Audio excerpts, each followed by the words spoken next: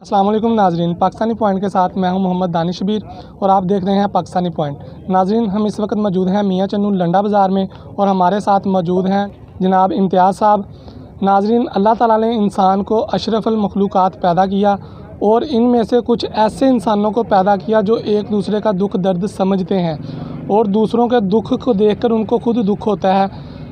تو ہمارے ساتھ موجود ہیں جناب امتیاز صاحب، آئیے ان کی طرف چلتے ہیں اور ان سے پوچھتے ہیں کہ یہ کس چیز کی دوائی دیتے ہیں اور وہ کس طرح دیتے ہیں۔ السلام علیکم۔ وعلیکم السلام۔ کیا حال ہے سر جی؟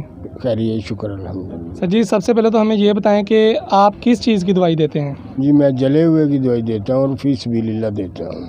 کس طرح کا جلا ہوا، مثلا پانی سے، آگ سے؟ پانی سے جل جائے، آگ سے، دودھ سے، کسی چیز سے بھی جلا ہوا ہو اس کے اوپر مرہم لگائیں، انشاءاللہ تعالیٰ خدا شفا دینے والا ہے، شفا آ جاتی ہے۔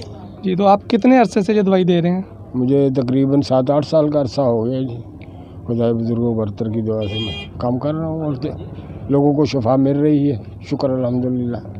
جی، تو یہ دوائی بنانے کے جو پیسے لگتے ہیں یہ آپ کو کوئی فنڈ دیتا ہے یا خود اپنی جیب سے لگاتے ہیں؟ کوئی چیز نہیں، نہ کسی سے میں لیتا ہوں اور نہ ہی وہ فنڈ وغیرہ اکٹھا کرتا ہوں۔ خدا کی ذات نے جو دیا اس میں سے جتنا ہو سکتا ہے اتنی بنا لیتا ہوں بس۔ تو اگر کوئی یہاں کا مقامی ہو وہ تو آ کر لے جاتا ہے دکھا کر زخم، اگر کوئی باہر والے شہر سے ہو یا باہر کے ملک سے ہو تو اسے کس طرح دیتے ہیں؟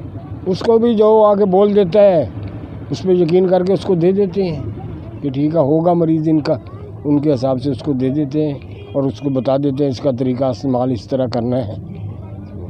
جی، تو ناظرین، آپ نے ان کی گفتگو سنی، یہ جلے ہوئے کی دوائی دیتے ہیں جو کہ میاں چنو سے کوئی مقامی ہو تو آ کر دکھا کر لے جا سکتا ہے، اگر کوئی دور سے ہو تو ان کا نمبر آپ اپنی موبائل اسکرین پر دیکھ رہے ہیں، ان کا ایڈریس بھی ہم موبائل اسکرین پر نظر آ رہا ہے۔ تو دعا کریں جو بھی اس سے شفا پائے اس دوائی سے وہ دعا ضرور کرے کہ اللہ تعالیٰ اس بھائی کے کاروبار میں برکتیں عطا فرمائے۔ اسی کے ساتھ اپنے میزبان محمد دانش کو اجازت دیجیے اور دیکھتے رہیے پاکستانی پوائنٹ۔ اللہ حافظ۔